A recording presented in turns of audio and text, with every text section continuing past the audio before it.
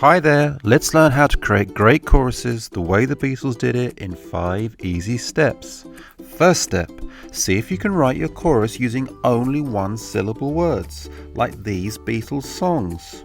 Short words work because they are easy to sing, easy to understand, and communicates fast. Here is a good selection of one-syllable words you might want to use.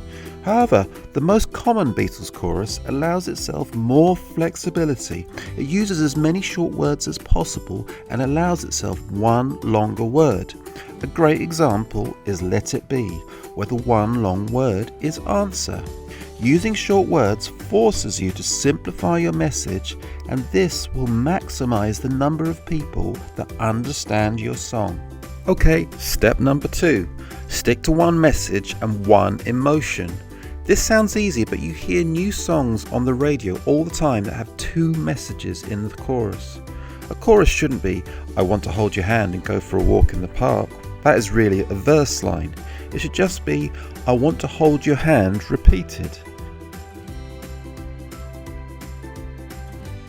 You might want to think of writing your chorus as like writing a catchphrase or a slogan. Spend a lot of time getting this phrase just right and finding the shortest possible words for it. Putting one strong emotion in there is going to help too.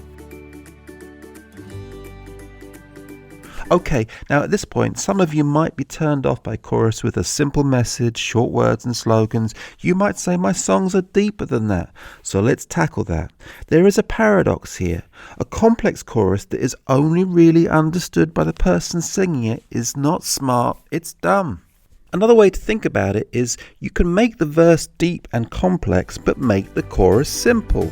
A good example of this is the verse-chorus structure to All You Need Is Love.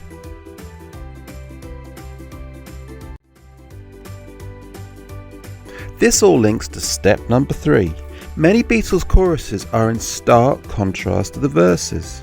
On Paperback Writer, the verses are sung fast by Paul and cram in lots of words into each line. They use only one singer, while the chorus, you guessed it, is the opposite. It has 3 singers, only 2 words, and it is sung slowly. Also consider Lucy in the Sky with Diamonds. It has slow, quiet verses sung by John and then a loud, quick chorus sung by Paul. These contrasts give the listener variety throughout your song. Another favourite trick of the Beatles for contrasting verse and chorus was to have the verse in a major key but to have the chorus in a minor key.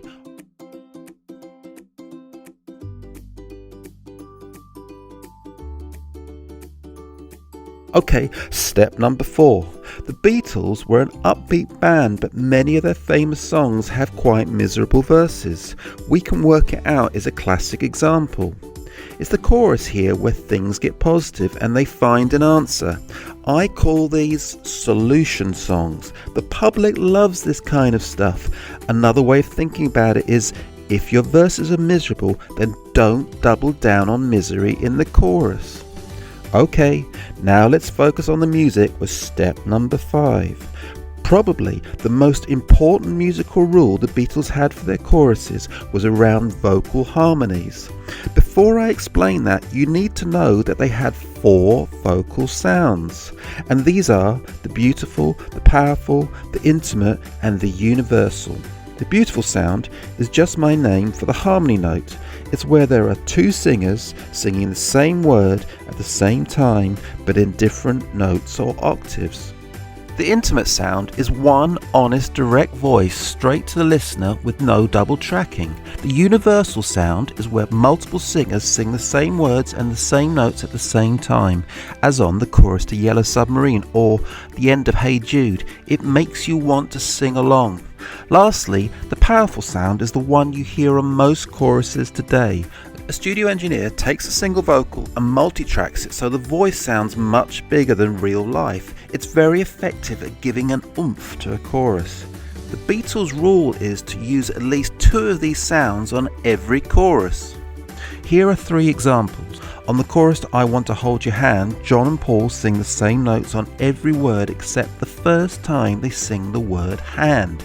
Here, Paul takes a higher note than John, so what you hear on this chorus is a universal vocal, one beautiful note, followed by a universal vocal. On Come Together, which is one of the best Beatles choruses, John and Paul harmonise on the first line, and then John double tracks himself on the second line.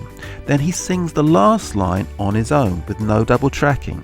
So what you hear here is beautiful, powerful, and then intimate. Okay, final example. The chorus to Here Comes the Sun is really something special. George double tracks himself on the first line. On the second line, George and Paul harmonise.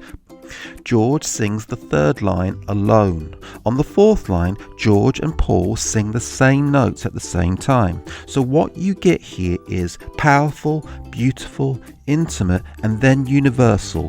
4 vocal sounds on one chorus. And I have to say, that is why the Beatles are geniuses. These tricks are relatively underused today, but they are so effective at bringing an extra emotional connection with your listeners. So to recap, the 5 rules are: use 1-syllable words, 1 message, contrast verse and chorus. The chorus can offer a solution to the verse, and mix up your vocal sounds in the chorus. I hope you enjoyed this video. I'll be creating another one soon, so subscribe to see it. More of my songwriting tips can be read here.